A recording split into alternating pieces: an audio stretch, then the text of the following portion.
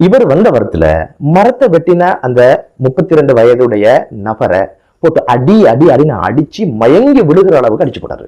இடது பக்கமாக குத்தினதுனால அப்படியே மலை போல சாஞ்சு விழுகிறாரு கீழே. ஏதோ ஒரு வாக்குவாதம் போல மண்வெட்டியாலே தலையை குத்தி அந்த பெண்மணியை கொண்ட சரித்திரமும் இவர் யாரு, இவர் ஒரு இராணுவத்துல ஒரு அதிகாரியா இருந்தவர் சொல்லப்படுது. அல்லது எங்களை எதிர்த்து இது செஞ்சிடலாமா, என்ன தைரியத்துல எங்கட மரத்தை வெட்டுவீங்க அப்படின்னு ஒரு ஈகோ மனப்பாங்கு வார அந்த சூழ்நிலை இருக்கு இல்லையா. மீசா டிவி நேயர்களுக்கு அஸ்ஸலாமு அலைக்கும் வரஹ்மத்துல்லாஹி வபரகாத்துஹு. உங்கள் மீது சாந்தியும் சமாதானமும் உண்டாவதாக. இந்த காணொலியில் நாங்க எதை பத்தி முழுக்க பேச போறோம் அப்படின்னு கேட்டீங்கன்னா, கெக்கராவ பிரதேசத்துல பண்டாரப்பத்தான என்ற கிராமத்துல கத்தி குத்துக்கு இலக்காகி பரிதாபகரமாக ஒருவர் கொலை செய்யப்பட்ட சம்பவம் குறித்து தான் நாங்க இதுல பேச போறோம். அதுல என்ன நடந்த, அதுக்கான காரணிகள் என்ன என்ற பல்வேறு விஷயங்களை தான் நாங்க இதுல பேச போறோம்.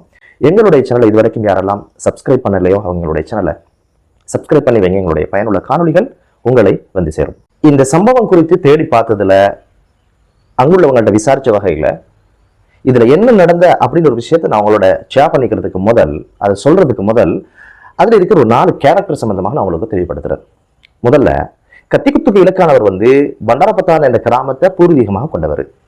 மரத்தை வெட்ட போனவர் அவருடைய மகன். இதுல கத்தியால குத்தினவர் ஒரு 30 வருஷத்துக்கு முன்னால யுத்த சூழல் காரணமாக மட்டக்களப்பு மாவட்டத்தில இருந்து இங்க இடம்பெயர்ந்து அகதிகளாக வந்தவங்கள்ல ஒருத்தர். கத்தியால குத்தினாரே அவருடைய சகல. இவரும் அந்த பிரதேசத்தை சேர்ந்தவர். அந்த யுத்த சூழல்ல அகதிகளாக வந்த குடும்பங்களை இந்த கிராமத்தில் உள்ளவங்க ஆற தழுவி உதவி செஞ்சு ஒத்தாசையாக இருந்து பல்வேறுபட்ட வாழ்க்கைக்கு தேவையான எல்லா விஷயங்களையும் செஞ்சு கொடுத்திருக்கிறாங்க. இதுவரைக்கும் இந்த குடும்பமாக இருக்கலாம், வந்தவங்களா இருக்கலாம், எந்த ஒரு பிரச்சனையிலும் சம்பந்தப்பட்டதாக பதிவுகள் எதுவும் இல்லை. நல்ல முறையில இரண்டரை கலந்து ஒற்றுமையாக வாழ்கின்ற ஒரு சூழல் தான் இதுவரைக்கும் இருந்திருக்குது. இப்படி இருக்கிற சந்தர்ப்பத்துல தான் 30 வருஷத்துக்கு முன்னால அல்லது ஒரு 25 வருஷத்துக்கு முன்னால இந்த கத்திக்குத்துக்கு இலக்கானவர் அவருடைய காணிய இவருக்கு விற்பனை செய்யறாரு. பணம் கொடுத்து அதை அவர் வாங்குறாரு. கத்தியால குத்தினவர் வாங்கியதுக்கு பின்னால இப்ப கடந்த சில தினங்களாக ஒரு பிரச்சனை போகுது. எப்படின்னு கேட்டீங்கன்னா, இந்த காணிக்கு முன்னால வித்த காணிக்கு முன்னால ஒரு பாதை போகுதுன்னு வைங்களேன். இப்படி பாதை போகுதுன்னு வைங்களேன். இந்த காணிக்கு ஆப்போசிட்ல ஒரு 5 அடி 6 அடி ஒரு நிலப்பரப்பு இருக்குது. சிறிய அளவிலான ஒரு நிலப்பரப்பு. அதுல கொஞ்சம் வளர்ந்த தேக்க மரம் ஒரு 3 இருக்குது. இப்ப காணியை வித்தவர் என்ன செய்யறாருன்னா, அந்த மரத்தை வெட்டுறதுக்காக முயற்சி எடுக்கிறாரு. அப்ப காணியை வாங்கினவர் சொல்றாரு, அந்த மரத்தை நட்டினது நான், அதை நீங்க வெட்ட வேணாம், அது எனக்கு உரியது அப்படின்னு ஒரு விஷயத்த சொல்றாரு. அதுக்கு காணியை வித்தவர் சொல்றாரு, இல்ல நான் காணியை உனக்கு ரோட்டுக்கு அப்புறத்துல இருக்கிற அந்த பகுதியில் இருக்கிற பகுதியை உனக்கு வித்தேனே தவிர இந்த தேக்க மரம் நிற்கிற பகுதியை நான் உனக்கு விற்கல, எனவே இது உனக்குரியது இல்லை என்று சொல்லி வெட்ட ஆரம்பிக்கிறார். அப்பவே சின்ன சின்ன கைகளை சின்ன சின்ன வாக்குவாதங்கள், சின்ன சின்ன முடுக்கல்கள் அப்படியே இருந்து, தெரியாதா ஒரு வாக்குவாதம் பொழுது எல்லா விஷயத்தையும் சொல்லி இல்லையா ஏசுவாங்க, அப்படி 2 தரப்புலையும் ஒரு வாக்குவாதம் இருந்து ஒரு முருகல் நிலை இருந்துதான் இருந்தது, இல்லாமல் இல்லை. நேற்றைக்கு முந்தைய தினம் அவருடைய மகன் வெட்டுறதாக முடிவெடுத்து 3 மரத்தையும் வெட்டுறாரு. இந்த சந்தர்ப்பத்துல இந்த காணியை வாங்கினவர் என்ன செய்யறாரு தெரியுமா, உடனே கால் பண்ணி அவருடைய சகலைக்கு சொல்றாரு, இப்படி ஒரு பிரச்சனை நடக்குது, கொஞ்சம் வாங்கலே அப்படின்னு சொல்லி. இவர் வந்த வரத்துல மரத்தை வெட்டின அந்த 32 வயதுடைய நபரை போட்டு அடி அடி அடின்னு அடிச்சு மயங்கி விடுகிற அளவுக்கு அடிச்சு போட்டாரு. கையில 2 இடத்துல உடஞ்சாச்சு, கால் ஒரு இடம் உடஞ்சாச்சு, எலும்ப முடியாம ஒரு குத்துயிராக அவர் இருக்கிறாரு. இதை பார்த்த வாப்பக்கார ஆள் உடனே ஓடி வராரு, என்னடா மகனை இப்படி அடிச்சாச்சு அப்படின்னு சொல்லி. இதை பார்த்துட்டு இருந்த அந்த காணியை வாங்கினவர் இருக்காரு இல்லையா, அவர் ஒரு மீன் வியாபாரி. அதுக்கு பயன்படுத்துற கூரிய கத்தி எடுத்துட்டு எதுவுமே பேசல, 60 வயசு மதிக்கத்தக்க அந்த மனிதரை ஒரு 3-4 இடத்துல பாஞ்சு குத்திருக்கிறாரு. அதுல எல்லாமே நெஞ்சில தான் காயங்கள். இடது பக்கமாக குத்தினதுனால அவருடைய ஹார்ட்ல அது பாதிப்பை ஏற்படுத்தி அப்படியே மலை போல சாஞ்சு விழுகிறாரு கீழே. விழுந்த இடத்துல ஹாஸ்பிட்டல் கூட கொண்டு போறதுக்கு உயிர் இல்லை, அந்த இடத்துல உயிர் பிரியுது. மக்கள் எல்லாம் வராங்க, மிகப்பெரிய ஒரு பதட்டமாக மாறுது. காரணம் என்னன்னா, இந்த பிரதேசத்துல நான் நினைக்கிற மாதிரி இதுவரைக்கும் இப்படியான ஒரு பாதக செயல் நடந்திருக்க வாய்ப்பே இல்லை. இது அந்த மக்களுக்கு ஒரு முதல் அனுபவமாக இருக்கும் நினைக்கிறேன். இதுக்கு பின்னால இப்படியான ஒரு சம்பவம் நடக்கக்கூடாது என்று நாமும் பிரார்த்தனை செய்து கொள்வோம். இதுக்கு பிறகு போலீசார் வரவழைக்கப்பட்டு அந்த விஷயம் ஹாஸ்பிட்டலுக்கு கொண்டு போய் போஸ்ட்மார்ட்டத்துக்காக கொண்டு போகப்பட்டது. அதே போல அப்படி அடி வாங்கி அப்படியே குத்துயிராக இருக்கிறவரையும் ஹாஸ்பிட்டலுக்கு கொண்டு போறாங்க. ஒரே வைத்தியசாலையில மகனுக்கு வேறு ஒரு இடத்துல சிகிச்சை நடக்குது. அதே மாதிரி மோச்சர்ல தந்தையுடைய ஜனாசா வைக்கப்பட்டிருந்தது. நேற்றைய தினம் அந்த ஜனாசா மக்கள் திரளோடு 2 மணி அளவுல ஜனாசா நல்லடக்கம் செய்யப்பட்டது.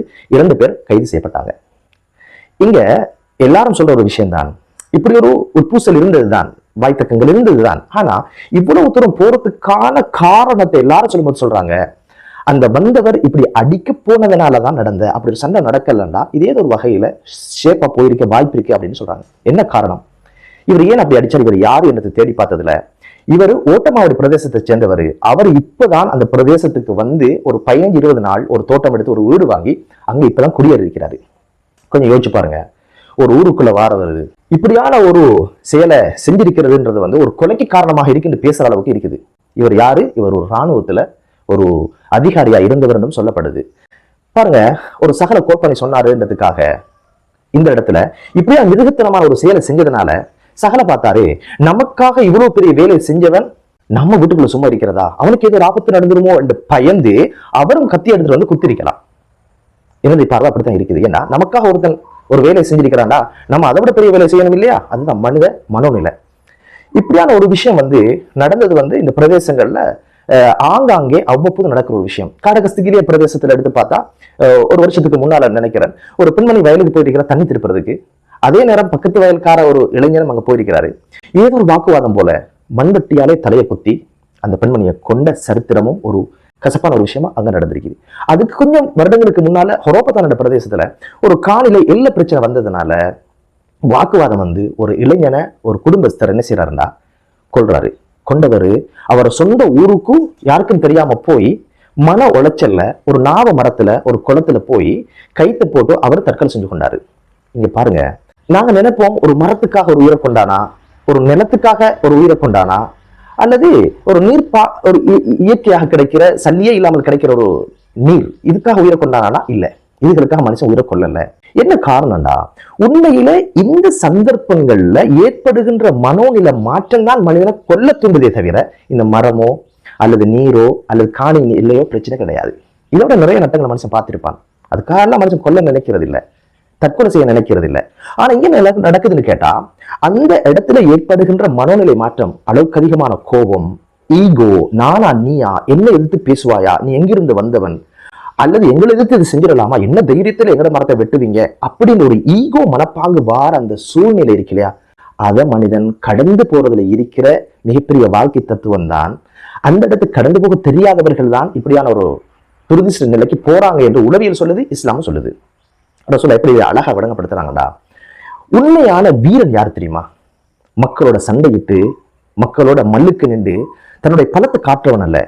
உண்மையான வீரன் யாரு அப்படின்னு பார்த்தா, கோபம் மேலிட்டு கோபம் அளவுக்கு அதிகமாக வருகின்ற பொழுதோ தனது நப்சை கட்டுப்படுத்தி அதை கடந்து போகிறவன் தான் உண்மையான மல்யுத்த வீரன், உண்மையான கட்ஸ்காரன் சொல்ல சொன்னாங்க. எனவே இப்படியான மனோநிலை வருகின்ற பொழுது, கோபங்கள் வருகின்ற பொழுதோ அதை கடந்து போகவும் அதை கட்டுப்படுத்த ஒரு மனிதன் பழகிக்கொள்ளணும். பிறர் மீது குத்துறதும் பிறரை சண்டைக்கு நிற்கிறதும் பிறருக்கு அடிக்கிறதும் என்பது வீரம் கிடையாது.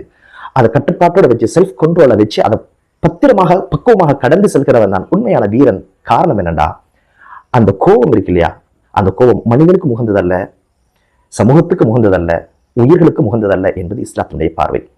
இரண்டாவது ஒரு விஷயம் தான், இப்படியான விஷயங்கள்ல ஏன் எளிதாக இப்படியான ஒரு விஷயத்துக்குள்ள மனுஷன் போறான் அப்படின்னு கேட்டீங்கன்னா, ஈமானிய வறட்சி. ஈமானிய வறட்சின்றது என்ன கேட்டீங்கன்னா, இறைவன் பற்றிய அச்சம் இல்ல, ஏதோ 1000 ஆண்டுகள் வாழ பிறந்தவங்க போல என்ன விட்டா ஆள் இல்ல, என்ன எதிர்த்து யாரும் நடக்க முடியாது என்ற மனநிலை தான் அது ஈமானிய வறட்சி. உலகத்துல முதல் குற்றம் என்று நீங்க குர்ஆனை பார்த்தீங்கன்னா, முதல் நடந்த குற்றம் வந்து கொலைதான்.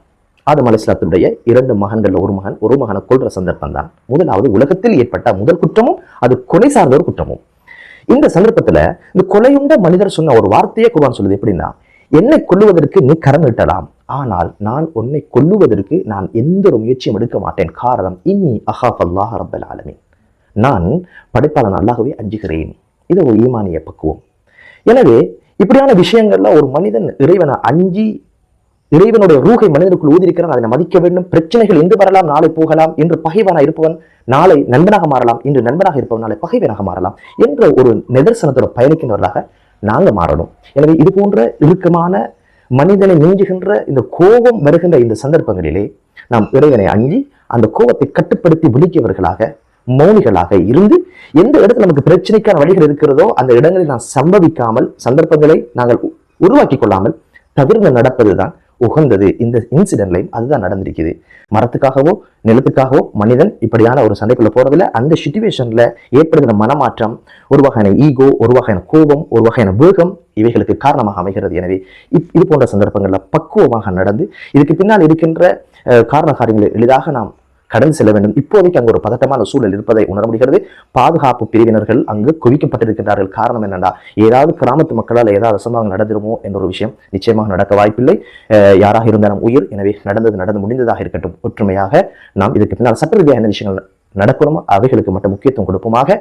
எனவே இதுக்கு பின்னால் இப்படியான பிரச்சனை நடக்காமல் இருக்க கோபத்தை கட்டுப்படுத்தி வாழ பழகிக்கொள்வோம் என்று கூறி மற்றும் ஒரு காணொலியிலே உங்கள் அனைவரையும் சந்திக்கும் வரை விடைபெறுகிறேன். அஸ்ஸலாமு அலைக்கும் வரஹ்மத்துல்லாஹி வபரகாத்துஹு.